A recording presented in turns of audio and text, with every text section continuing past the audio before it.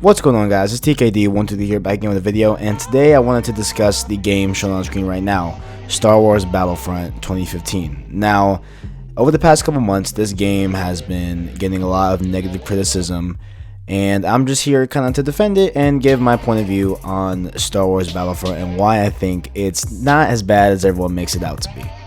Now, people are saying that there is a lack of content in the game, talking about how there's no story mode and there's no space battles is another one that people were asking for, and it's something that they come accustomed to, especially the space battles back in the old Battlefronts. Now, just to preface this, I played Battlefront 2 as a kid, and hence me being a kid, I don't really remember it that well. I obviously remember playing it, I have memories of it, strong memories of it, but not really the content of it. And plus, I was such a young age that I didn't really understand what terms were such as story mode or first person or third person, etc. like that. So my memory of it is a little bit more skewed towards the space battles, because that's pretty much all I did in that game. All I did was space battles. I remember I would take Anakin's ship. I forgot what it's called, but you know what I'm saying. You guys know what I'm saying. But I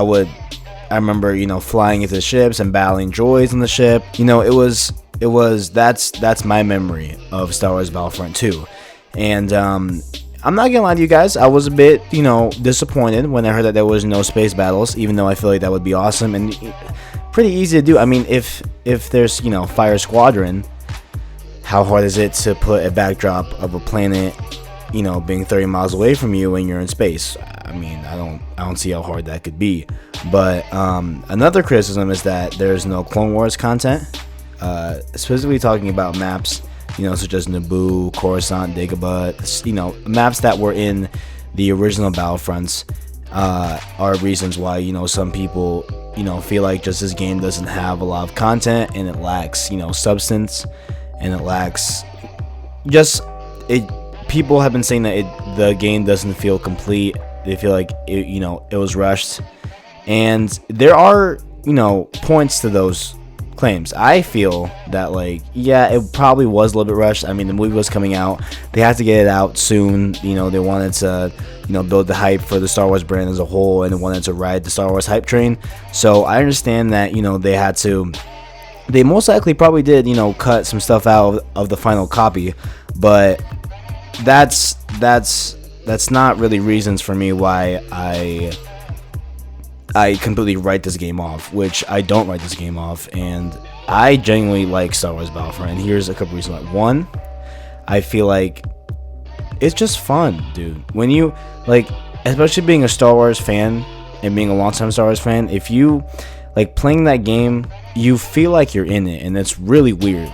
When you're playing Walker Assault, you feel like you're in episode 4. It's the strangest thing. It's weird. I know it probably sounds crazy, but you literally feel like you're in the Star Wars movie, and that's one of the reasons why I came attached to the game so quick, and why I bought the season pass so fast, even though they didn't even announce any content for it. It's just fun. There are also criticism saying that the game lacks depth, modern day mechanics in gaming, but the star cards abilities and all those cards that you can unlock while progressing through the levels, those are some deep stuff, dude. There's some really interesting choices you have to make and trade-offs with your loadout before going into battle. There's the personal shield, or getting the rifle that's a one hit kill, or you could get, usually what I get is the pulse thing, where it pings off of your player and it shows enemies on the map. That's that versus the shield. There's some hard choices you have to make when you're making your choice in those star cards. So I feel like it's pretty in depth, and not a lot of weapons, but granted, what are you gonna do with weapons in Star Wars? There's not really a catalog to choose from per se. Another reason why I like it is that it's the first Star Wars game that we've had that's in the next gen, that it's updated graphics. It's not Battlefront 2 on PlayStation 2, it's on PlayStation 4, it's on PC, and it looks great on all systems. PC Master Race, obviously, props to them. I play on the PS4, but even the PS4, it's a stunning looking game, and it's crazy that they got a game that looks like that running on the console. It's kind of crazy. It looks like when you're playing on PS4, it looks like a PC game. It's really weird. And another reason why I like it is because it's original trilogy stuff. It's not prequels. Us Star Wars fans, we understand why the prequels are necessary to the whole thing. We completely get it. However, I'm pretty sure that the majority of us would agree that we would rather see a game set in the original trilogy as opposed to the prequels. Let's just be blatant honest here. What I'm saying? Let's just be honest. But another reason why I like it is it's Star Wars, man. It feels like Star Wars. The music, how EA and DICE got the license to use Lucasfilm's material in its art of the game and the music in the game, and just it is Star Wars 100% through and through, and you can feel it when you're playing it. And one more quick side note I'd like to add is the potential for DLC. It's been announced that we're going to get 4 upcoming expansions to the game, and the first one is Outer Rim, where you fight amongst the factories of Solus, and there's some stuff with Jabba the Hutt and more stuff on Tatooine.